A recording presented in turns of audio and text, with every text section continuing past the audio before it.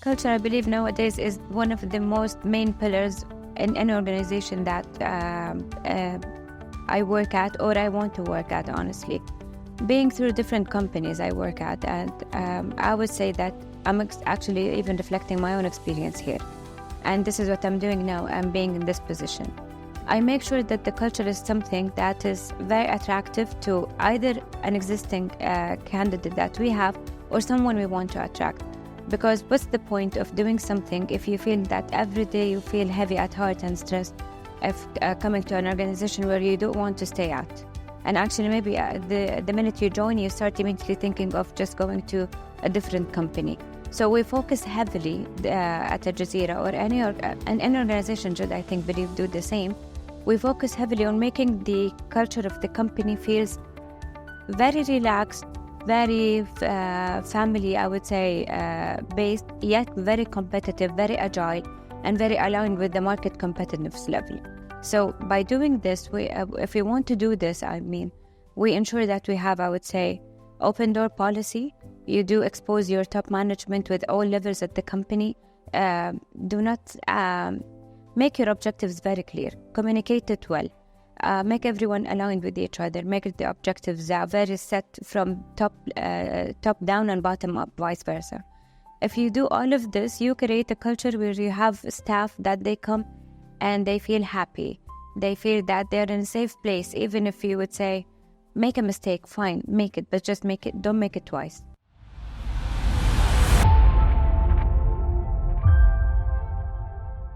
Hello, and welcome to another episode of Human Capital Uncovered, a chat with Haifa. I'm your host, Haifa Abu Zabiba, and today we'll be deep diving into the topics in the world of human capital. With us today is a special guest, Ms. Nedaa Abadi, and she's a renowned expert in the field. Welcome. Thank you. Yeah. Nedaa, she has NRC Relations Management expert. She is an HR executive with extensive experience in HR functions within the financial industry. Currently, she's the Human Capital VP at Aljazeera Takaful Ta'awuni and has completed the Human Capital corporate merger and acquisition of Aljazeera in 2021. Sit back, tune in, and get ready to discover the true value of human capital with our guest today. Nedaa, how are you today? I'm good, alhamdulillah. How are you? I'm great. Thank you for having me. Yeah, thank you. Could you tell us about who you are and what was it in the early years that helped you become the success you are today? Okay, so basically, as you said, I'm the Human Capital VP of Aljazeera Takaful currently. I started my careers actually not since a very long time. I started my career 10 years back. And I believe basically having some sort of personal experience combined with the exposure that I got through these 10 years helped me to become what I am today, and how can I shape and make a success story of everything that I would say I can put my hands on. Yeah. That's amazing.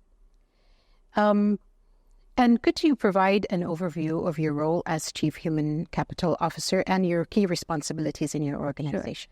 Sure. So being the Chief Human Capital, so basically it's an executive level position where I report directly to the CEO. So I'm very aligned and exposed to the strategy that the company requires to implement. And through that, I execute the strategy through the functions that I have, which are basically the performance management, the employee relations and payroll services, and the talent acquisition and development, culture improvement, and mainly all functions of the HR. That's great. And how do you ensure that the HR strategies align with the business strategies? Okay, I believe the school where I come from, ensuring that the strategy of HR is aligned with the company's objectives is basically I start first with the business plan. I see where the company is heading towards, where they want to expand, where they want to focus.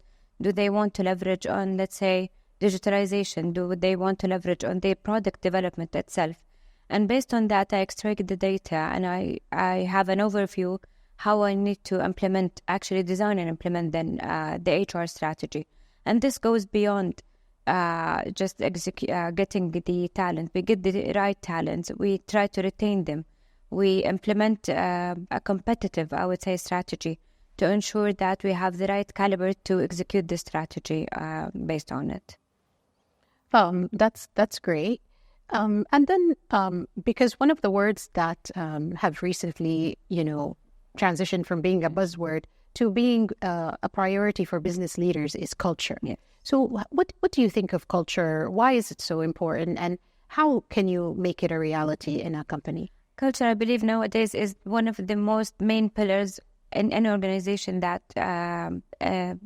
I work at or I want to work at, honestly. Being through different companies I work at, and I would say that I'm actually even reflecting my own experience here. And this is what I'm doing now. I'm being in this position. I make sure that the culture is something that is very attractive to either an existing candidate that we have or someone we want to attract. Because what's the point of doing something if you feel that every day you feel heavy at heart and stressed if coming to an organization where you don't want to stay at? And actually maybe the minute you join, you start immediately thinking of just going to a different company. So we focus heavily at Aljazeera or any organization should, I think, do the same. We focus heavily on making the culture of the company feels very relaxed, very family, I would say, based, yet very competitive, very agile, and very aligned with the market competitiveness level. So by doing this, if we want to do this, we ensure that we have, I would say, open door policy. You do expose your top management with all levels at the company. Do not make your objectives very clear. Communicate it well. Make everyone aligned with each other. Make the objectives very set from top down and bottom up, vice versa. If you do all of this, you create a culture where you have staff that they come and they feel happy. They feel that they're in a safe place. Even if you would say, make a mistake, fine, make it, but just make it. Don't make it twice. We can build, we can learn, we can thrive through all of this. So if you create such culture, I believe you would get the right candidates to stay at. Yes, very true. And how has the HR landscape in Saudi Arabia evolved in the last few years? What trends do you see shaping the future of HR in the country? Within the little amount of years of experience that I worked at, I started my career where I saw HR at that time was only, I believe, focused on, or I believe the mindset of it was about having employee relations, attendance, these sort of things that are just fixated and they don't change. Nowadays, I believe HR is very focused on how you create culture, how you make sure that you have people, dynamic people, you get people, innovative ones. Don't just get someone. And I believe that we are focusing now on not just having people with a very fixed skill set. The trend now is, I believe, you get people for their attitude, for their behavior, for their mindset, people to take you to a different level. Not only if I've just get a checklist and I go through it and that's it. So I believe that the HR world or the landscape for a change from that mindset where we have it just as an employee relation department to now to a very core, I would say, department where actually it enables all departments to work on the same vision. This is how I see it. Yeah, I fully agree with you. How do you approach talent development and succession planning in your organization to ensure there's a strong pipeline of leadership? Okay. To ensure a strong pipeline, we do, this could be done, I believe, in different ways, but the easiest one, and sometimes you just need to work smart, not hard. So this is my approach. We do, so let's say on executive level, don't just focus on one successor. Focus on 2 or 3, even if they have different, if there are gaps between them. Maybe they're not all on the same level. Fine. Check the gaps, have them defined from both. So let's assume that I have a manager in my department. I would get this manager to check my job description. I would have them assess what are the gaps in there from their point of view, and then I will check it and I will define it as well. From there, I would combine I will define what is the gap. I will combine the competencies that are required to bridge that gap.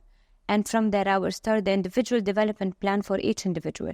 And from there, I create a pipeline that whereas if someone left the company, if someone got promotion, I don't get stuck and feel that, oh, I have only one person. Because maybe this person will leave as well. Have 2 and 3, whatever it takes, 2 to 3, 5 years, 10 years, invest on them. The best investment in every company is resources. And because why I'm saying this and why I'm saying it would work, with 3 years back in my company, the turnover rate, I would say, was fluctuating. It was in an average of 30, went up to 70, now we're at 5%. Just when we started implementing such succession plan. So by doing this, I believe if you do it from CEO level to an officer level, you would have a dynamic, an active pipeline, and you would have resources looking forward and believing in that this company would invest on them and would develop them to have a better place in the future. Yes, it's amazing that you successfully brought down the attrition rate in the company by having a strong pipeline for leaders. What role does diversity, equity, and inclusion play in the HR strategy, and how do you promote diverse, inclusive culture? I believe it's very important. And with the 2030 vision, where we are focusing, let's say, for example, on women empowerment, we adapted this vision. And we're promoting this within the organization on all levels. We're encouraging women to actually, I am on C-level. I have 2 of my colleagues the same, and they started as managers as well in the company. We're promoting such culture where diversity is essential and key.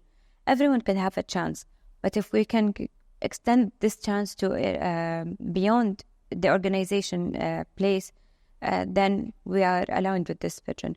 Inclusion is very important as well. As I said before, it's very important that you create a safe place for everyone.